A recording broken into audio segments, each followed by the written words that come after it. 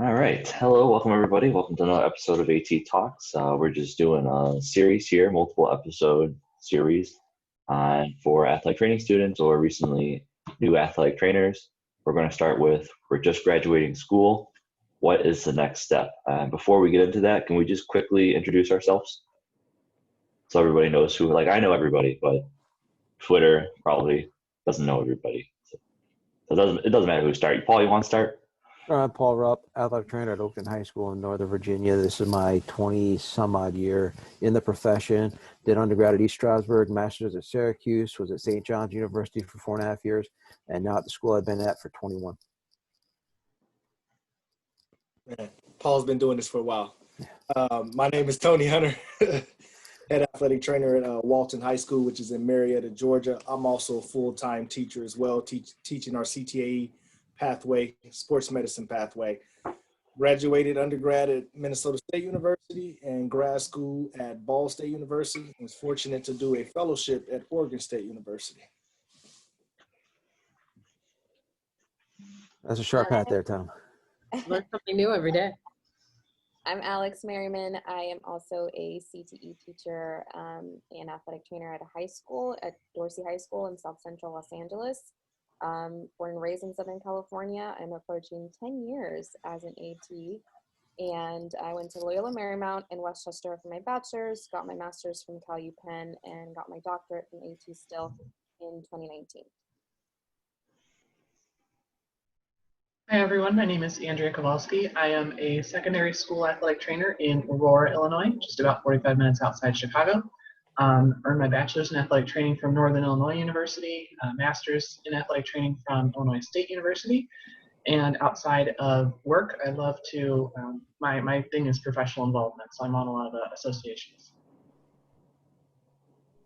Hey, my name is Mark Dianza, graduated from San Diego State, master's in education from UNLV. I'm a per diem athletic trainer with Select Physical Therapy. I teach full-time at Durango High School in Las Vegas. I'm also adjunct faculty or part-time instructor at UNLV. I teach anatomy phys there, and I also teach emergency management, trauma, and illness, and a lot of professional involvement stuff with me, and I also do the NFL spotter job at Legion Stadium in Las Vegas.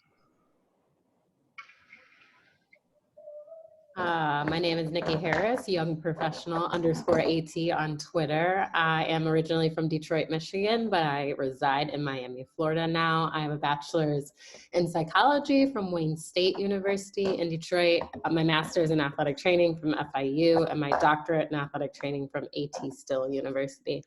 I was formerly a high school athletic trainer, but I am now the coordinator for athletic training services at FIU, which is a program that services intramural and club athletes, as well as the general student population. And I am the current District 9 Young Professional Committee Chair. All right. And I'm your host, Tom Barkoski, Indiana's most favorite athletic trainer, Northwest Indiana, most favorite athletic trainer. And tacos and popcorn and stuff. So, hey. So we just graduated school, either undergrad or graduate, master's, bachelor's, even a doctorate program. What's the next step here in our plan to transition into the profession or some other route? Anybody can start. I think one of the, sorry, go ahead, Paul. I was going to say that the first thing you got to do is find a job. And that kind of comes from the networking that hopefully you got to do a little bit when you're traveling with teams as an undergrad or as a GA or working your master's or fellowship or wherever you're coming from, whatever level you come from, you did some traveling. Hopefully you met those athletic trainers, you did those pregame, those chats, those timeouts, and met those athletic trainers and met them, not just heard them and listened to them, but met them and got to know them and let them get to know you. And as much as it is, it's an old boy network, good or bad. It's an old boy network, and it helps to remember people, have them remember you, and do a good job while you're meeting them. So I'm going to go one step before that, looking back on my life. Getting a job is important because you're going to be broke, most likely, anytime you finish school. So getting a job is important. But looking back, will say goal setting is huge, right? So you have to decide where it is you want to go in this profession.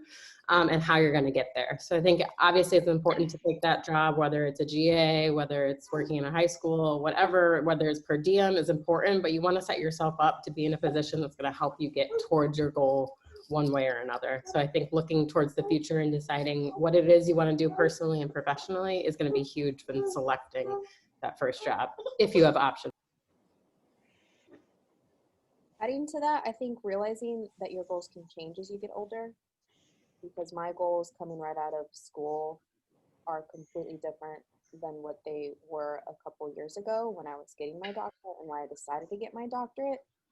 So recognizing that this profession is ever changing, you are forever changing as a professional, and then, you know, keeping those goals true to you. I would definitely say my career has taken a lot of left and right turns throughout the course of it. I did not see myself as an educator full time, but I mean, that just sort of comes with growing up and becoming an adult. And I mean, Alejandra, we were talking earlier, you're like, yeah, all of a sudden I got married and I moved out in this year. And it's like, that changes how your goals work and everything else. So you have to figure out how the profession sort of fits in with what's going on with your life. And the beautiful thing about this profession is it can fit in with what's going on in your life. There's so many different options and avenues that you have. You just have to say, hey, this is exactly what I want it to be for me, and go out and make it happen. I mean, I think Nikki made a great point. Yeah, make some goals and be like, hey, this is where I want to go. I got to figure out how to make that happen, and I got to do the work in order to get to that point that I'm trying to get to. Tony, I know you wanted to say something. You had your hand up. Yeah, I was just want to add, I agree with the goal setting. I think that is vital. At the same time, I also know it's challenging because as we get married, we have kids, we're in different environments. Our goals are constantly changing, but I do think it's important. So one of the things I would kind of add too is actually establishing mentors for yourself when you get into the profession. Because you know things are constantly changing, it's always nice to have a mentor to feed off of, to gain some perspective, to gain some knowledge, to give you some direction as you continue to move forward. So I always recommend, once you get into this profession, try to get you 2 to 3 different mentors that can kind of give you 3 different perspectives and guiding you on where you want to be. I think that's a huge point. You said 2 or 3 mentors, which for me is key. I think you don't have to have one single mentor. A lot of people think that they need one mentor to take them everywhere. And like you said, your goals are going to change, things are going to change. So you might need a mentor in your first job to help you literally transition to practice and learn how to do that job. You may need a mentor that helps you get to your long-term goal. You may need a work-life balance mentor. So establishing those mentors and knowing that there's variability in those for each different goal that you set is very important. I also think as a new grad, a lot of us were scared to reach out to people and ask for help. And I remember having a conversation on Twitter where I just literally said, okay, great. So you're going to be my mentor now. I'll be calling you later. And I was joking, but I was completely serious. Like, you meet people, and I would encourage people to not be scared to reach out and ask for help. That networking that you do as a student, take advantage of it and save all those numbers, save all those business cards, save all those emails, and don't be scared to reach out. There are so many of us here. A lot of you are familiar with the Wolfpack on Twitter, all things AT, Gather through NATA. There are so many outlets. Throw Latinx in there also. Yes. The one that you created out there. I mean, you built a network specifically for your culture. And I mean, fantastic. That is a group, because I mean, you got to have shared experiences with some of the people sometimes too. And that plays a big role in what's going on and understanding where you are at as a professional. Absolutely. And you know, that's why we partnered with All Things AT, so that, you know, if we do have an athletic training student of color and they wish to find an athletic training mentor of color, there are outlets. All Things AT is working really hard to do that. And if you know someone, just ask. It's asking around and not being scared to ask. What's the worst that can happen? They're going to say no, but if I don't know someone, I may know someone who does know someone else, and then you can find someone who can point you in the right direction. So definitely don't be scared to reach out and ask. I'll say this, so many athletic trainers are very open, welcoming. I mean, we've seen it in Wolfpack where we have, 3 or 4 professional athletic trainers, or professional sports athletic trainers, all different settings, and very open to conversation and to talk. You know, it's funny, you look on a lot of the social media platforms, and some of those posts look so bitter and angry, and when you talk to those individuals one-on-one and have a conversation with them, really not that bad of people. And understanding where they're coming from sometimes changes those post views. But, you know, some of them are not so good. Don't get me wrong. Some of those bitter posts, avoid those people. But, you know, some aren't so bad. Mhm. Definitely along those lines of just mentors and bringing people up. I remember when I was very newly certified in my first few years, I had some mentors that I was familiar with for many years that were helping me along and you know, giving me hints or opening doors for me. And some people, some older athletic trainers that I had never met before were still opening doors for me. And I often wondered to myself at that age, like, why are these people doing this thing for me? You know, why are these people being so helpful and so guiding and so nice to me at this point when I don't even know them? And then I get a few years into the profession, and then I kind of look back, and I'm a little bit distanced from newly certified grads or you know, students, and I look at them and I think, yeah, that's because that's just what you do. That's, you know, you help the next generation along. You find those people that are positive and helpful and willing to you know, grease some wheels and open some doors for you, and that's how we elevate the entire profession. You know, we don't attach ourselves to people that will bring us all down, but instead, as a young professional, as a new grad, you look for the people that are helping, that are making introductions, and then as a more experienced professional, you turn around and you help the next person up. And one of the things I would add to, as a young professional, is nurture or build upon your passions. Some of us have passion clinically. Some of us have passion within research. Some of us have passion within admin. Whatever that is, build upon it. And that can be gained through education, or it can be gained through experience. So if you get a job right away, okay, if you are interested in admin, then you need to be trying to soak up as much administrative duties as possible. You need to be learning how to oversee other healthcare professionals, how to oversee a budget, how to manage a facility, if admin is the case. If it's clinical, then you need to be nurturing your clinical skills. If that's what you enjoy doing, you know, taking different CEUs again to improve your hands-on skills, whether it be manual therapy, learning how to use hydrotherapy, whatever the case may be, you know, continue to nurture your passion is something that I would really stress upon for your young professionals. Yeah, kind of going off of what you said, Tony, a little bit of what Mark said when he said he didn't really imagine his career being in the place it is now, you know, when he graduated. I think not being afraid to say yes to things could be a very big help. You know, if it's something that you just have a little bit of an interest in, but you've never really explored, don't be afraid to say yes to an opportunity, or just go check it out if you're curious. Yeah, there is definitely some pressure.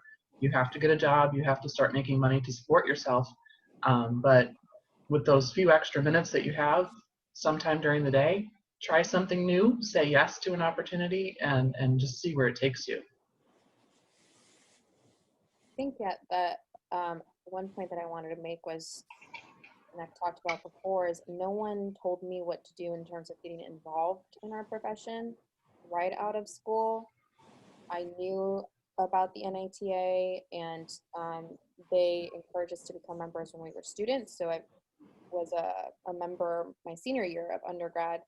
And so I knew about it. I was on the website, I was familiar with it, but no one told me about all these different committees and at the state level of ways I can get involved. And so I didn't really start getting involved probably until like 3-4 years ago. And that's okay. Don't feel like you have to jump out and want to be involved in everything, but also know that to get involved, again, it's literally just asking around. Like when you go to your state convention or your district convention, and you know there's the meet and greets, go to those meetings. I was super scared and awkward, and because I didn't know anybody and I didn't want to go to those meet and greets, and I'm like, well, who the heck am I going to talk to? What am I going to talk about? Like it's scary and awkward, but if you don't do it and get your feet wet and put your name out there, then it's just going to be more research on your end. So do those things, ask questions, meet people. You know, if you if you look online and you look at the committees, like in California, the committees that we have, and then just start emailing people. You know, if you know an athletic trainer in California, hey, do you know any positions that are open? How can I volunteer? How can I do this? How can I do that? And I guarantee you someone's going to get back to you. It may take a minute, but someone will get back to you and let you know about positions open or possible positions open. So it's literally about asking. That's how I got involved in state level and district level. And just don't be scared to ask and to email and to reach out to anybody. Yeah, I'll jump on that one that you just said. Email your state president, email your district director, email the chairs of committees. I'm chair of the secondary schools committee, so I'm trying to find information from the people that I'm representing in District 8 because that's what I'm representing. And I want people to talk to me. I want people to tell me, hey, I'm a secondary school athletic trainer in your district. These are the problems I'm having in the district. What can we do about this? Because those are the conversations that we're supposed to be having. And that's one of my new goals that I've been sort of going with D8 is I'm trying to build a little larger committee than we've had in the past and try to specifically address District 8 stuff. Because I will tell you from that side, one of the things as a district chair, and I think Nikki, I don't know if you might be able to relate to this as well, as a chair, sometimes you get wrapped up in the national initiatives, which national involvement is a whole different thing than district and state involvement. If you want local change, district and state is the place to go. And I mean, Nevada, we're a super small state. We have, I think we're about 200, we float between 200 to 230 ATA members every year in Nevada. It just depends on the year. This year's probably gonna be a little down here with everything that's sort of been going on, but I mean, that does happen. But yeah, we really don't have any specific committees in Nevada. We're just like, hey, if you contact our managing board, we can help you. California, where Alejandra is, she's on their California specific secondary school committee. And like I deal with their committee chair in California as the Far West member, and then I deal with the Hawaii person over there. So trying to get a little bit more input than just having 3 people on the committee plus me. But realistically, right now it's just me in California. I think I have a Hawaii one. I kind of get someone from my home state. Sometimes that's a little weird there. But we'll talk about Nevada as a whole another story. But yeah, just call people and talk to people, and don't be scared to call your director. They're there to serve you. And that's one thing that you always have to remember is the committees and the district is there to serve the membership, which is you. And if you don't call them, they might not serve your needs. I mean, people sort of make fun of like you grease the squeaky wheel. Be the squeaky wheel. Get there and let people know, hey, I need this, and hold them accountable after that. And going back to what Paul started 15 minutes ago, those people in the associations that are on the committees, they know where the jobs are. If you're having a hard time finding jobs, they know. They'll point you in the exact direction. This place is looking for people. This place is looking for people. You know, this nice entry level, this, and maybe avoid that one. But what it sounds like everyone is saying is that, hey, you need to have a plan, first and foremost. And you need to understand where you want to go. And it's okay if it changes. That's totally fine. But you have to be going somewhere. If you want to go into the workforce and practice, all right, licensure, job, where do you want to go? If you want to go in a different workforce, you need more education, you want to go, education, admin, doctorate program, all right, then you got to go back and get that. But you have to understand where you're at and where you want to go, and then your goals and how you get there. The how is important too. I think I was in a previous Zoom call where people were discussing master's degree, doctor's degree, why did I do this and why did that. Again, it can be very simple. For me as a teacher, getting a doctorate degree increases my pay. It's just as simple as that. But when I was working at the collegiate level, getting a doctorate degree was not going to increase my pay. Now, if I felt like it was going to increase my clinical skills and I thought it was going to be necessary, that may have been a choice. But again, you have to understand why you're choosing this route and what's going to actually get you to where you want to go. So really paying attention to where it's going to take you. Most colleges and professional levels do require a master's degree at minimum. Just from a human resources standpoint, they actually really don't care, for the most part, what that degree is in.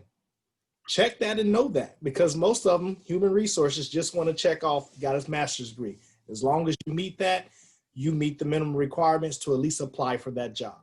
So again, it's really important that you pay attention to what is actually necessary to get you to your goal. And my last point I want to make, is for me, and everybody may disagree or agree with this, but as you're trying to progress in this profession, as a young professional, master at one skill one at a time.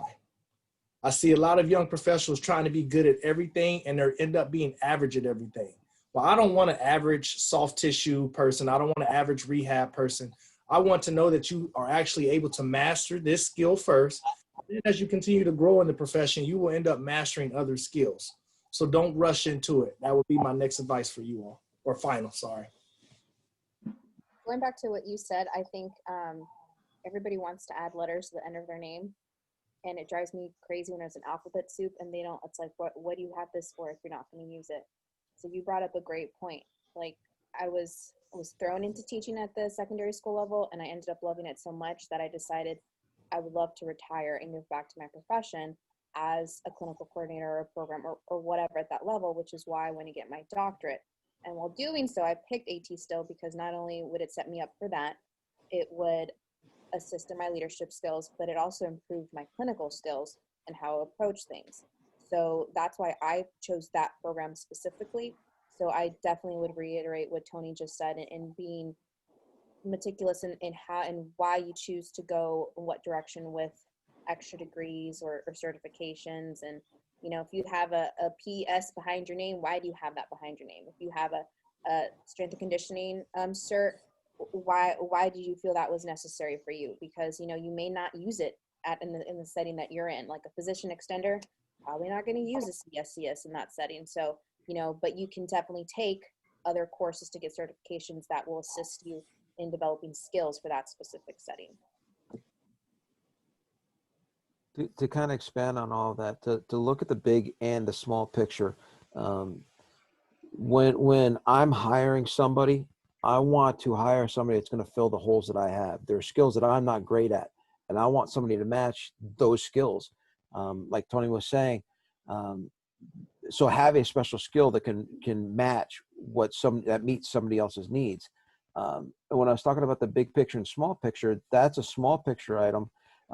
But look at the bigger picture at the same time as looking at your own personal small picture. So what I'm talking about is a lot of big discussion right now on all the social medias is the job market and how many jobs out there are paying $15,000, no benefits, and those jobs hurt the profession.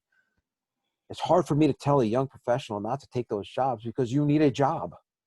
If you're working in central Pennsylvania where you can get an apartment to rent at $250 a month, you could probably live on $15,000 for a year, get some experience and then move on. You come to Northern Virginia, just outside of DC or downtown Phoenix, you can't live off $15,000 a year. So depending on where you are, where your situation is at, and then look at the job opportunities and what that job is going to provide you as well as what you're going to provide that job. And that's hard to do as a young professional because you need to get a job. You need to start paying back your student loans and all of that. But take a look at what the job is going to provide you and how can you expand from that job. Oh, you just mentioned an important word, and Alejandra mentioned it a little bit earlier, benefits. Understanding what retirement actually looks like. I know you're young, you're just graduating, like, what is retirement? That's light years away. Still light years away from me, even though I'm kind of old and all that. But I mean, it is something that I started to think about. And that's something that I mean, go back to the mentors. I had a conversation with one of the coaches that I worked with at my high school. And he's like, hey, what are you doing for, like, what's your retirement look like with athletic training? Like, honestly, I don't even know what a retirement really looks like at the job I was with the company I was working with. He's like, well, here's what we got for teaching. And he just laid out a thing. And it's like, hey, you do X, Y, and Z, you get X, Y, and Z when you retire. And I mean, that kind of set the light bulb off. And that's sort of where I was like, hey, I'm starting a family right now. And it made more sense financially to make a transition where I was like, I can teach full time and use that as like the full-time job and get retirement based off of that, but I can still do athletic training stuff and still keep that and keep my hand. I would say I try to keep my hands dirty all the time. Like that's something I always want to do because I love this job. I love everything about it. It's just in the city that I'm in, it's tough for high school ATs out here. It is a little bit at times. It's not a bad place. There's some places that are far worse than what we're dealing with in Vegas with athletic training. I mean, at least we have athletic trainers at all the big public high schools. I mean, we at least have schools covered out here. Go outside of Vegas, whole nother story. But looking at benefits and looking at, hey, what does this job actually offer? That is kind of an important thing that you need to start looking at. And that might be something where you use those mentors and talk to them about, hey, what is this retirement thing? What does it look like in this specific job and in this specific field? And that's absolutely something that you have to think about when you're looking at jobs. Go ahead. Sorry, one of my Hall of Fame people here in Illinois said one thing that kind of summed up my approach to starting out in your career. You can either get involved or you can get burned out. So to kind of wrap up, my thoughts, that just find something you want to do, find your mentors, ask people, talk to people, get involved. Burnout's another topic for another day, Tom.